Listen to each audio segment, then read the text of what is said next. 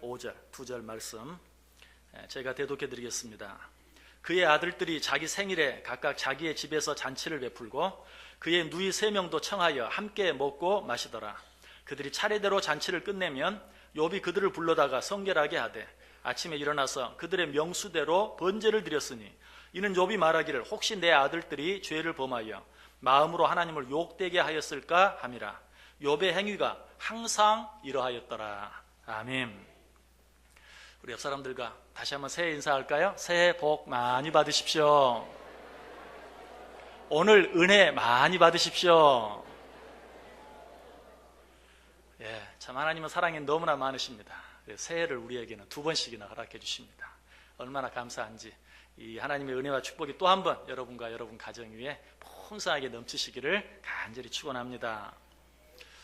칭찬은 고래도 춤추게 한다라는 말이 있습니다. 이런 제목으로 책이 나왔죠. 그래서 이런 말이 유행하게 되었는데요. 칭찬은 고래도 춤추게 한다. 이 말을 다른 말로 하면 무슨 의미일까요? 일상에 칭찬을 싫어하는 사람은 아무도 없다. 고래도 칭찬하면 좋아한다. 그런 의미죠. 실제로 우리들 자신을 생각해 보면 어떻습니까? 설령 입에 발린 칭찬이라도 칭찬을 들으면 기분이 좋아요.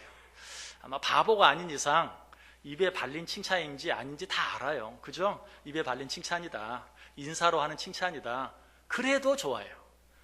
칭찬은 받으면 그렇게 좋은 것이. 여러분 이 한 해 정말 서로 더 많이 칭찬하면서 사실 수 있기를 바랍니다. 근데 성경에 보면 사람의 칭찬을 받아도 이렇게 좋은데 하나님께 칭찬을 받은 위대한 사람들이 참 많이 있어요. 사람의 칭찬을 받아도 좋은데 하나님의 칭찬을 받으면 얼마나 더 좋겠어요. 이 하나님의 칭찬을 받은 사람이 많이 있는데 그 가운데서도 정말 멋진, 어쩌면 가장 멋진 하나님의 칭찬을 받은 사람이 누구일까요? 저는 답을 항상 말씀드린다고 그랬어요. 오늘 본문에 다 답이 나와 있어요. 욥이에요. 욥이 어떤 칭찬을 받았습니까? 오늘 1절에 우리 읽지는 않았지만 오늘 욥기가 시작하는 1절에 보면 우수 땅의 욥이라 불리는 사람이 있었는데 그 사람은 온전하고 정직하여 하나님을 경외하며 악에서 떠난 자가 없더라. 악에서 떠난 자더라. 욥이 어떤 칭찬을 받았어요? 욥과 같이 순전하고 정직하며 하나님을 경외하고 악에서 떠난 자가 없다라고 칭찬하고 있는 것을 보아요. 이 칭찬이 한 번만 나옵니까? 아니, 8절에 또 나와요. 여호와께서 사탄에게 이르시되 내가 내 종 욥을 주의하여 보았느냐. 그와 같이 온전하고 정직하여 하나님을 경외하며 악에서 떠난 자는 세상에 없느니라. 자, 이 칭찬이 2번만 나옵니까? 아닙니다. 2장에도 또 나옵니다. 2장 3절에 보면 여호와께서 사탄에게 이르시되 내가 내 종 욥을 주의하여 보았느냐. 그와 같이 온전하고 정직하여 하나님을 경외하며 악에서 떠난 자가 세상에 없느니라. 얼마나 아름다운 칭찬인지 몰라요. 이 한 번의 칭찬이지만 이 칭찬 속에는 그와 같이 온전하고 정직하고 하나님을 경외하고 악에서 떠난 자가 없더라. 여러 가지 칭찬이 나와 있어요. 자, 그런 칭찬을 한 번만 한 것이 아니라 2번, 3번 계속해서 반복하고 있는 것을 보아요. 욥이 이처럼 아름다운 칭찬을 받을 수 있었던 이유가 무엇입니까? 아마 여러분에게 욥이 왜 이런 귀한 칭찬을 받았습니까? 라고 물으면 얼른 이렇게 대답할 분들이 많이 있을 거예요. 욥은 엄청난 고난을 참고 견디지 않았습니까? 그러니 그런 욥이 그런 칭찬을 받지 아니하면 누가 받겠습니까? 얼핏 보면 맞는 것 같은데 자세히 보면 틀린 것이죠. 왜? 하나님이 욥에게 한 이 칭찬은 욥이 고난받기 전에 주신 칭찬이에요. 사실 엄밀하게 말하면 이 칭찬 때문에 욥이 고난을 받게 되죠. 하나님이 이렇게 욥을 칭찬하니까 사탄이 뭐라고 말해요? 욥이 괜히 하나님 사랑하겠습니까? 욥이 괜히 하나님 말씀에 순종하겠습니까? 하나님이 욥에게 그렇게 잘해주시고 축복해 주시니까 욥이 하나님을 그렇게 잘 섬기는 것 아닙니까? 내가 한번 시험해 볼까요? 그러자 하나님이 그래 그럼 한번 시험해 봐라. 결국 그렇게 해서 욥에게 엄청난 고난들이 내려지게 된 것이죠. 무슨 말이에요? 하나님이 욥에게 주신 이 칭찬은 욥이 고난을 견뎌내서 받은 칭찬이 아니라 욥이 고난 받기 전에 하나님께서 주신 칭찬이다. 그렇다면 욥이 이처럼 놀라운 칭찬을 받게 된 진정한 이유는 뭘까요? 바로 오늘 본문에 그 답이 나와 있어요. 제가 다시 한번 읽어볼게요. 그의 아들들이 자기 생일에 각각 자기의 집에서 잔치를 베풀고 그의 누이 3명도 청하여 함께 먹고 마시더라. 그들이 차례대로 잔치를 끝내면 욥이 그들을 불러다가 성결하게 하되 아침에 일어나서 그들의 명수대로 번제를 드렸으니 이는 욥이 말하기를 혹시 내 아들들이 죄를 범하여 마음으로 하나님을 욕되게 하였을까 함이라. 욥의 행위가 항상 이러하였더라. 욥이 이런 놀라운 칭찬을 받게 된 이유가 무엇입니까? 욥은 10명의 자녀가 있었는데 그 10명의 자녀들의 생일이 되면 생일잔치를 마친 후에 항상 그 자녀들의 수만큼 하나님께 번제를 드렸어요. 그가 그렇게 한 이유가 무엇입니까? 혹시라도 하나님이 내게 주신 자녀들이 정말 하나님의 뜻대로 살지 못하고 하나님의 마음을 아프게 하지나 않았을까? 하나님의 영광을 가리우지는 않았을까? 하나님의 이름을 망령되이 일컫게 하지는 않았을까? 하는 그런 염려 때문에 매 자녀들의 생일 때마다 자녀들의 수만큼 하나님께 번제를 드린 거예요. 자, 우리 그리스도인들은 염려하며 살아야 됩니까? 염려하지 않고 살아야 됩니까? 염려하지 않고 살아야 되죠. 너희는 무엇을 먹을까, 무엇을 마실까, 무엇을 입을까 염려하지 말라. 아무것도 염려하지 말고 오직 모든 일에 기도와 간구로 너희 구할 것을 감사함으로 하나님께 아뢰라. 우리는 염려해야 돼요? 염려하지 말아야 돼요? 염려하지 말아야 돼요. 그런데 지금 욥은 염려하고 있어요. 뭐에 대해서 염려하고 있어요? 혹시라도 우리 자녀들이 하나님 앞에 범죄하지는 않았을까 염려하고 있어요. 그래서 하나님 앞에 그 자녀들의 수만큼 번제를 드리고 있는 것이. 여러분, 우리는 염려하지 말아야 돼요. 무엇을 먹을까, 무엇을 마실까, 무엇을 입을까 하는 육신적인 게 육체에 관한, 육신에 관한 것들은 염려하지 않아야 돼요. 그러나 영적인 부분들은 염려해야 돼요. 나 자신의 영적인 상태에 대해서, 우리 자녀들의 영적인 상태에 대해서 염려해야 돼요. 육체에 관한 염려는 우리를 망하게 하지만 영혼에 관한 우리의 염려는 우리에게 축복이 돼요. 고린도후서 7장 10절에 말하죠. 하나님의 뜻대로 하는 근심은 후회할 것이 없는 구원에 이르게 하는 회개를 이루는 것이요 세상 근심은 사망을 이루는 것이니라. 육체에 관한 염려는 우리를 망하게 해요. 우리로 하여금 사망에 이르게 해요. 그러나 영혼에 관한 염려는 우리로 하여금 더 영적으로 성숙하게 하고 정말 우리로 하여금 회개하게 하고 결국 그로 인해서 구원에 이르는 은혜를 얻게 한다라고 이야기하고 있어요. 그런데 우리는 항상 거꾸로 살아요. 어떻게? 육체적인 것들에 관해서는 늘 염려하면서도 영적인 것들에 관해서는 전혀 염려하지 않고 무관심하게 살아가는 경우가 참 많아요. 특별히 오늘 욥은 자녀들의 영적인 상태에 대해서 염려하며 그 자녀들의 수대로 매 자녀들의 생일마다 하나님께 번제를 드렸는데 우리들은 특별히 우리 자녀들의 영적인 상태에 대해서 무관심할 때가 참 많아요. 반대로 그들의 육체적인, 그들의 육신에 관한 것들에 대해서는 지나칠 정도로 관심을 가지면서도 지나칠 정도로 염려하면서도 그들이 혹시나 아프지는 않을까, 그들이 학교에 가서 공부는 잘하나, 그들이 앞으로 좋은 대학에 진학할 것인가, 그들이 좋은 직장에 취직할 수 있을 것인가 하는 그런 부분들, 육체에 관한 부분들에 대해서는 얼마나 많이 염려하고 걱정하는지 몰라요. 그러면서도 그 자녀들의 영적인 부분에 대해서는 전혀 걱정하지 않는, 너무 믿음이 좋아서인지. 여러분 자녀들이 학교에 하루 가지 않았다고 학교에서 연락이 오면 어때요? 얼마나 근심하고 걱정하겠어요. 그런데 여러분 자녀들이 주일학교 한번 빠진 거에 대해서는 뭐 그럴 수도 있는 것이고, 혹 교회 주일학교 선생님이 전화 왔다, 앞으로 그런 일 가지고 전화하지 마세요, 우리 아이 학원 갔어요. 그냥 그러고 지나가고, 그 정도로 지나가는 게 아니, 너 이제 고3인데 올 1년은 그냥 교회 잊어버리고 공부나 열심히 해라. 또 뭐 고3 아니라도 너 오늘 학원 가야 되잖아, 오늘은 그냥 쉬어. 자녀들의 육적인 관한 부분에 대해서는 너무나도 관심이 지대하면서도 영적인 부분에 대해서는 무관심할 뿐만 아니라 아예 소홀히 여기는 그런 부분들이 너무나 많아요. 그러나 욥은 그러지 않았다는 것이, 여러분 자녀들의 생일마다 자녀들의 수대로 번제를 드렸다는 것, 여러분 절대 쉬운 일 아니에요. 자녀가 몇이라고요? 10명이 1년에 적어도 10번은, 거의 매달 한 번씩 하나님께 번제를 드렸다는 것이. 근데 그 번제를 어떻게 드려요? 자녀의 수대로. 당시 드리는 번제는 양이나 소를 잡아 하나님께 드리는 번제예요. 그런데 자녀의 수대로 드리면 어때요? 10마리의 양이나 10마리의 소를 잡아서 하나님께 번제를 드려야 되는 것이, 그걸 매달 1년에 10번 했다는 것이. 여러분 이게 쉬운 일입니까? 절대로 쉬운 일 아니에요. 그러나 욥은 자녀들의 믿음을 생각하고 자녀들의 영적인 부분을 생각하고 자녀들의 그 영적인 상태를 염려함으로 매 자녀들의 생일마다 자녀들의 수대로 하나님께 번제를 드렸다라는 것이. 여러분 이것이 욥이 하나님께 그토록 아름다운 칭찬을 받은 중요한 이유예요.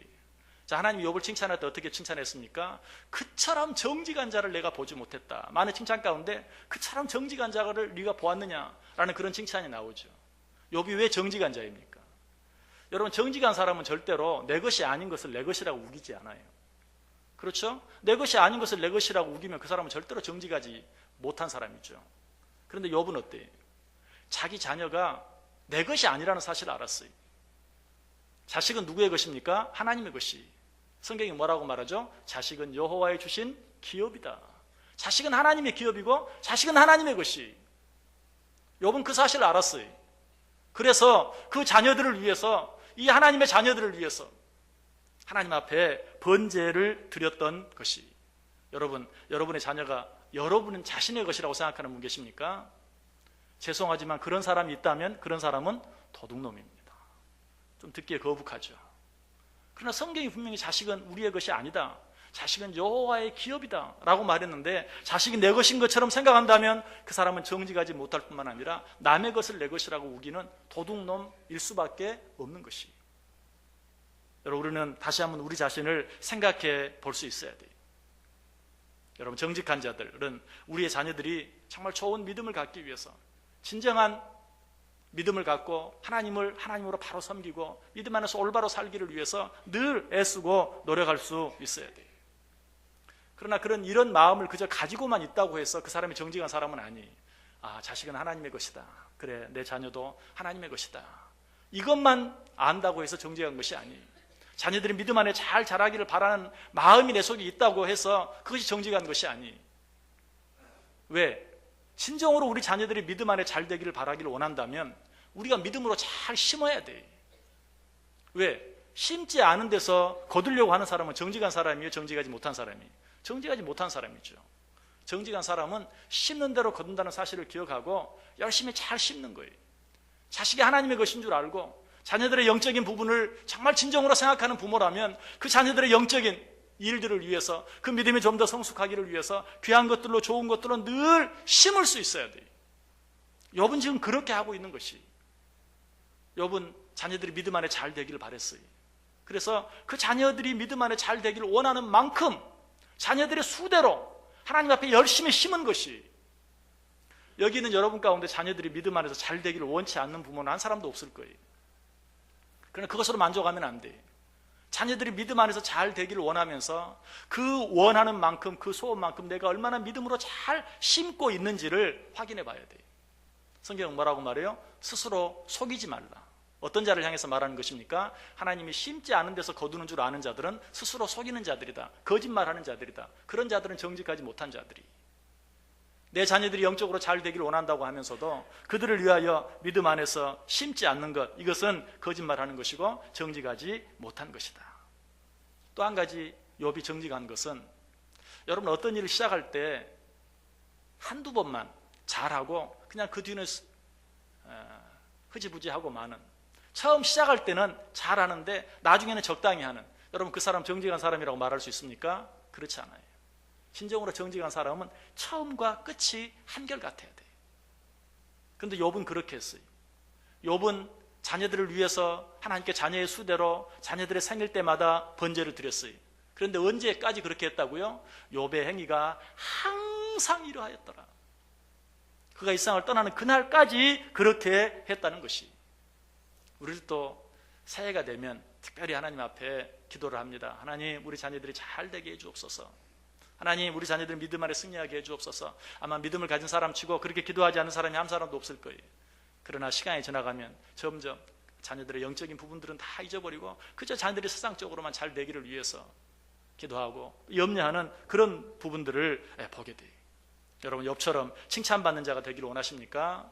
특별히 우리의 자녀들이 내 것이 아니라 하나님의 것이라는 사실을 인정하세요. 그리고 그들을 하나님의 뜻과 방법으로 양육하는 일에 최선을 다할 수 있어야 돼요. 그러기 위해서는 우리가 어떻게 합니까? 가정에서 본을 보일 수 있어야 돼요. 그 자녀들에게 좋은 믿음의 본을 보일 수 있어야 돼요. 여러분, 수신제가 치국평천하다라는 말이 있는데 이 말은 세상적으로만 통하는 말이 아니, 믿음 안에서도 마찬가지.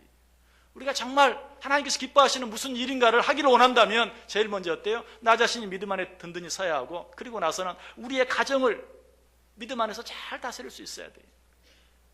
그래서 디모데전서 3장 2절 이하에 그러므로 감독은 책망할 것이 없으며 한 아내의 남편이 되며 절제하며 신중하며 단정하며 나그네를 대접하며 가르치기를 잘하며 술을 즐기지 아니하며 구타하지 아니하며 오직 관용하며 다투지 아니하며 돈을 사랑하지 아니하며 자기 집을 잘 다스려 자녀들로 모든 공손함으로 복종하게 하는 자라야 알지며 사람이 자기 집을 다스릴 줄 알지 못하면 어찌 하나님의 교회를 돌보리요. 자녀들을 믿음 안에서 잘 돌볼 수 있어야 한다. 다스릴 수 있어야 한다. 디모데전서 3장 12절도 말하죠. 집사들은 한 아내의 남편이 되어 자녀와 자기 집을 잘 다스리는 자일지니. 여러분, 이처럼 부모의 역할이 중요해요. 그래서 성경에서 어떤 사람에 대해서 정말 특별히 믿음 안에서 위대한 그런 삶을 살았던 그런 인물들에 대해 생각할 때 꼭 우리가 생각하는 것은 그 사람의 부모가 누구였고 어떠했는가, 심지어는 그 사람의 할아버지 할머니가 누구였고 그들이 어떠했는가 하는 것까지 꼭 함께 생각해 보는 것을 보게 돼요. 왜 그렇죠? 그 사람이 어떤 사람이 되느냐, 그 사람이 어떤 일을 했느냐 하는 것은 그 사람의 부모와 뗄래야 뗄 수가 없는 것이, 그 사람의 할아버지 할머니까지도 깊은 관계가 있는 것이, 우리가 세상에서 어떤 일을 하느냐, 어떻게 사느냐, 사람들에게 얼마나 사랑을 받느냐, 하나님께 얼마나 사랑을 받느냐, 이 모든 일들이 무엇과 관계가 있다? 그 부모의 신앙 교육과, 아니 그 부모의 믿음과 밀접한 관계가 있다는 사실. 여러분, 우리가 우리의 자녀들을 믿음으로 잘 양육하기 위해서는 어떻게 해야 합니까? 가장 기본적으로 그 자녀들을 위해서 기도해야 하겠죠. 누가복음 23장 28절에 예수께서 돌이켜 그들을 향하여 이르시되 예루살렘의 딸들아 나를 위하여 울지 말고 너희와 너희 자녀를 위하여 울라. 너희와 너희 자녀를 위하여 울라. 무슨 말이에요? 너희 자녀들을 위하여 눈물로 기도하라. 오죽하면 예수님께서 그렇게 말해요. 나 때문에 울지 말고 너희 자녀들을 위하여 울라. 너희 자녀들을 위해 기도하라 라고 말했겠어요. 여러분, 우리가 정말 우리 자녀들이 믿음 안에 잘 되기 위해서는 우리 자녀들을 위해 눈물로 기도할 수 있어야 돼요. 자, 그런데 하나님을 믿는 부모치고 자녀들을 위해 기도하지 않는 사람은 거의 없을 거예요. 여러분이 혹 기도하면서 다른 거는 빼놓는다 할지라도 여러분 자녀를 위해서 기도하는 일은 절대로 빼놓지 않을 거예요. 그런데 자녀들을 위해 기도하면서도 자녀들을 위해서 기도하는 부모라도 잘하지 않는 것 한 가지가 있어요. 그것은 무엇입니까? 자녀들을 말씀으로 양육하는 일이, 말씀으로 가르치는 일이. 왜 그 일은 잘하지 않죠? 많은 사람들이 믿음을 가진 부모, 자녀를 믿음으로 양육하는 게 중요한 것을 아는 부모라도 자녀를 말씀으로 가르치는 일은 주일학교 선생님이 하는 일, 전도사님이 하는 일, 목사가 하는 일, 그렇게만 생각하는 경우가 참 많아요. 그러니까 자녀들을 위해 기도는 열심히 하면서도 말씀으로 가르치지 못하는. 그러나 성경은 한 번도 자녀를 가르치는 일이 주일학교 선생님 몫이거나 또 전도사님 몫이거나 또 목사의 몫이다라고 말하지 않아요. 자녀를 믿음으로 양육하고 믿음으로 가르치는, 말씀으로 가르치는 첫 번째 의무, 첫 번째 책임은 부모에게 있어요. 신명기 6장 6절 이하에 말합니다. 오늘 내가 내게 명하는 이 말씀을 너는 마음에 새기고 내 자녀에게 부지런히 가르치며 집에 앉았을 때에든지 길을 갈 때에든지 누워있을 때에든지 일어날 때에든지 이 말씀을 강론할 것이며 너는 또 그것을 내 손목에 매어 기호를 삼으며 내 미간에 붙여 표를 삼고 또 내 집 문설주와 바깥문에 기록할지니라. 내 자녀들에게 부지런히 가르치라. 집에 앉았을 때에든지 누웠을 때에든지 길을 행할 때에든지 내 자녀들을 가르치라. 또 집안 구석구석에 하나님의 말씀을 붙여서 그들이 앉아있을 때든지 누워있을 때든지 그 말씀들을 보게 하라.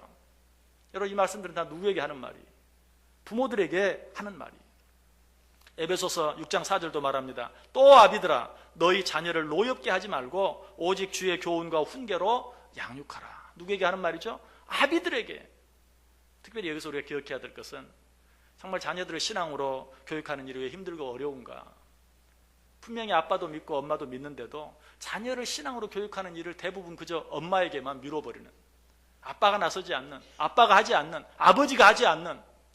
그래서 우리 자녀들이 믿음 안에서 잘 자라는 일에 어려움을 겪는 일들이 참 많아요. 세상 교육도 그러한 경향이 없잖아 있는데 특별히 영적인 교육들은 더더욱 그래요. 우리가 우리 자녀들을 믿음으로 잘 양육하기 위해서는 엄마뿐만 아니라 아버지가, 아니 특별히 아버지가 더, 성경에 어미들아 이렇게 말하진 않았어요. 아비들아 내 자녀를 노엽게 하지 말고 오직 하나님의 말씀으로 잘 양육하라 라고 우리에게 부탁하고 있는 것을 보게 돼요. 그럼에도 불구하고 우리 자녀들을 말씀으로 가르치는 일을 우리가 잘하지 못하는 또 하나의 이유는 무엇입니까? 가르칠 줄 알아야죠. 나도 성경 잘 모르는데 내가 어떻게 내 자녀들을 말씀으로 가르치겠습니까? 나는 가르치는 은사가 없습니다. 일면 맞기도 해. 그러나 이것은 한가 오해예요. 어떤 오해입니까? 가르치는 것은 꼭 말로만 가르쳐야 된다고 생각하는 그런 오해 때문에 나는 가르치는 재주가 없어요. 나는 성경을 잘 몰라요. 그래서 나는 가르칠 수 없어요. 아니, 말로 가르치는 것도 중요하지만 가르치면 말로만 가르치는 게 있는 것이 아니라 우리의 삶으로, 우리의 행동으로 그 앞에서 모범을 보이는 가르침이 있어요. 그래서 디모데전서 4장 13절에 보면 내가 이를 때까지 읽는 것과 권하는 것과 가르치는 것에 전념하라. 가르치는 것에 전념하라. 그런데 그 말씀 앞에 어떤 말씀이 나오는 줄 아세요? 너는 이것들을 명하고 가르치라. 누구든지 내 연소함을 업신여기지 못하게 하고 오직 말과 행실과 사랑과 믿음과 정절에 있어서 믿는 자에게 본이 되라. 너는 이것들을 명하고 가르치라. 어떻게? 모든 믿는 자에게 본이 되므로. 여러분, 자녀들은 부모 앞에서 배우지 않아요. 아니, 자녀들은 부모 앞에서 배우는 것보다 부모 뒤에서 부모가 하는 모습을 보고 배우는 것이 훨씬 더 많아요. 물론 그렇다고 입으로 가르치는 것이 중요하지 않다는 것 아니에요. 그러나 혹 입술로, 말로 잘 가르치지 못한다 할지라도 삶으로, 행동으로 내가 항상 신앙 우선, 내가 항상 교회 중심, 내가 항상 말씀 중심의 삶을 살아가는 그 삶을 통해서 우리의 자녀들을 가르칠 수 있어야 돼요. 그 삶이 자녀들에게 본이 될 수만 있다면 정말로 그 부모는 그 자녀들을 영적으로 잘 가르치고 있는 것이. 그럼에도 불구하고 우리의 자녀들을 영적으로 잘 교육하고 양육하지 못하는 자들을 향해서 성경은 뭐라고 말합니까? 무섭게 경고하고 있는 것을 보게 돼요. 시편 106편 37절 38절에 보면 그들이 그들의 자녀를 악귀들에게 희생제물로 바쳤도다. 무죄한 피 곧 그들의 자녀의 피를 흘려 가나안의 우상들에게 제사함으로 그 땅이 피로 더러워졌도다. 자녀를 믿음으로 양육하지 못하는 자들을 향해 뭐라고 말하고 있어요? 자녀들의 피를 흘려 우상들에게 제물로 드린다. 여러분, 우리가 신앙생활하면서 가장 위험한 일 한 가지가 뭔 줄 아세요? 어떤 말씀을 들으면서 이 말씀은 나와 상관없는 말씀이다 라고 생각하는 것이. 그런데 그런 말씀들 가운데 대표적인 것 하나가 바로 오늘 본문 말씀이에요. 너희가 너희 자녀들의 피를 흘려 우상에게 제물로 드리는구나. 우리가 살인하지 말라라는 말을 들을 때는 어때요? 내가 사람을 죽이지는 않았지만 미워하는 것도 살인이라고 그랬어. 하나님, 나로 하여금 남을 미워함으로 살인하지 않게 해주세요. 내게 주시는 말씀으로 받을 줄 알아요. 간음하는 것, 내가 직접적으로 간음하지는 않았다 할지라도 음욕을 품는 것도 간음이라고 그랬어. 하나님, 내 마음을 주장해 주셔서 내가 간음하지 않게 해주옵소서. 역시 내게 주시는 말씀으로 받을 줄 알아요. 그러나 오늘 이 말씀 보세요. 자녀들의 피를 흘려 우상에게 제물로 바친다. 아무리 생각해도 이 말씀만큼은 나와는 정말 상관없는, 내가 언제 내 자녀를 우상의 제물로 드렸는가. 그러나 여러분, 이 말씀도 내게 해당되는 말씀일 수 있다는 사실을 우리가 꼭 기억해야 돼요. 왜 그렇죠? 우리들이 어떻게 합니까? 현대인들의 가장 큰 우상, 물질을 위해 우리 자녀들을 우상의 제물로 드려요. 세상의 명예를 위해 우리 자녀들을 우상의 제물로 드려요. 세상의 인기를 쫓아 우리의 자녀들을 우상의 제물로 드려요. 이런 일들이 얼마나 많아요. 여러분, 어떤 형상을 만들어 놓고 거기에 절하는 것만 우상 숭배가 아니죠. 물질을 하나님보다 더 섬기고 명예를 하나님보다 더 좋아하고 쾌락을 더 좋아하고 인기를 더 쫓아가는, 여러분, 그것이 다 우상인데 우리가 우리 자녀들에게 얼마나 그런 것으로 밀어넣습니까? 어쨌든 성공해야 돼, 어쨌든 돈 벌어야 돼, 어쨌든 출세해야 돼, 요즘은 인기가 최고야. 우리가 우리 자녀들을 그렇게 그런 것으로 밀어넣는 일들이 너무나 많아요. 여러분, 이것이 우리 자녀들의 피를 흘려 우상의 제물로 바치는 일이 아니고 무엇입니까? 우리 자녀들은 그 속에서 너무나 힘들어해요. 그럼에도 불구하고 우리는 뭐라고 말해요? 현대를 살려면 할 수 없어. 다른 방법이 없어. 그렇게 해야 돼. 성공해야 돼. 돈 벌어야 돼. 인기를 얻지 않으면 안 돼. 그렇게 하면서 우리 자녀들을 그곳에 밀어넣고 있다는 것이. 이런 우리들을 향해서 에스겔 16장 21절은 또 이렇게 말해요. 나의 자녀들을 죽여 우상에게 넘겨 불 가운데로 지나가게 하였느니라. 아마 이 말씀을 읽으면서도 이 말씀이 내게 해당되는 말씀이라고 생각한 사람은 거의 없을 거예요. 적어도 여기 나와 있는 사람들 가운데는. 그러나 성경은 오늘 우리를 향해서 말해, 너희 자녀들을 죽여 우상에게 넘겨 불 가운데로 지나가게 하였느니라. 여러분, 우리가 그렇게 하진 않았습니까? 여러분, 이런 자들에게 어떤 벌이 주어진다고 말합니까? 여러분, 한번 성경을 같이 찾아보겠습니다. 에스겔서 16장 한번 펴보시기 바랍니다. 에스겔 16장 36절에서 41절까지 구약성경 1171페이지에 있습니다. 구약성경 1171페이지 에스겔 16장 36절에서 41절.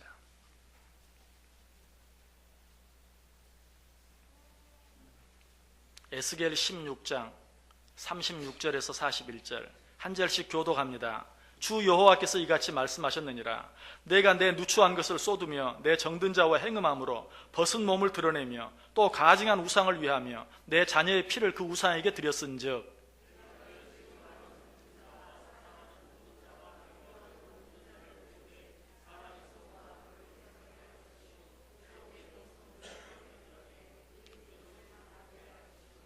내가 또 간음하고 사람의 피를 흘리는 여인을 심판함 같이 너를 심판하여 진노의 피와 질투의 피를 내게 돌리고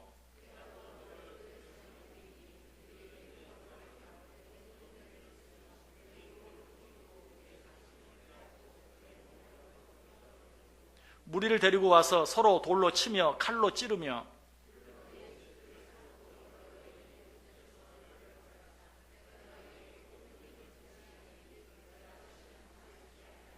아멘. 여러분, 얼마나 무서운 말씀들이 여기에 기록되어 있습니까?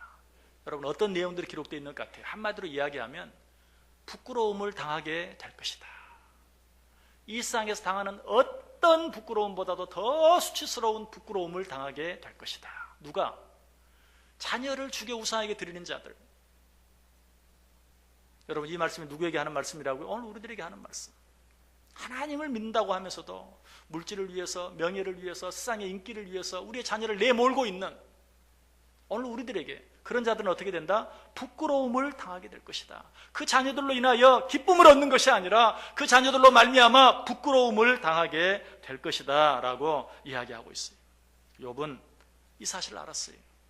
그래서 그는 두려운 마음을 가지고 자녀들의 생일 때마다 그냥 자녀들의 생일을 축하하고 기뻐하고 즐거워하며 보내는 것이 아니라 자녀들의 수대로 하나님 앞에 번제해 드리는 일을 잊지 아니하고 빼지 아니하고 평생토록 그렇게 했다는 사실이 욥의 행위가 항상 이러하였더라. 여러분, 이 세상을 어떻게 살기를 원하십니까? 여러분의 자녀들로 말미암아서 기쁨을 얻고 그로 인해 정말로 행복한 삶을 살기를 원하십니까? 그러기 위해서는 우리가 우리 자녀들을 영적으로 잘 양육할 수 있어야 돼요. 그 일을 위해 우리는 자녀들을 위해 날마다 기도할 수 있어야 돼요. 뿐만 아니라 그들을 말씀으로 잘 가르치고 양육할 수 있어야 돼요. 여러분, 오늘 제가 왜 이런 말씀을 드립니까? 이제 내일이면 설날입니다. 설날이면 참 얼굴 보기 어려운 가족들이 다 한자리에 모입니다. 아마 여러분 가운데는 자녀들이라도 얼굴 보기 어려운 자녀들 많을 거예요. 그러나 명절이라고 멀리 있는 자녀들까지도 다 와서 온 식구들이 한자리에 모입니다. 여러분, 이날 이런 시간 이런 기회에 우리가 반드시 해야 할 일이 뭘까요?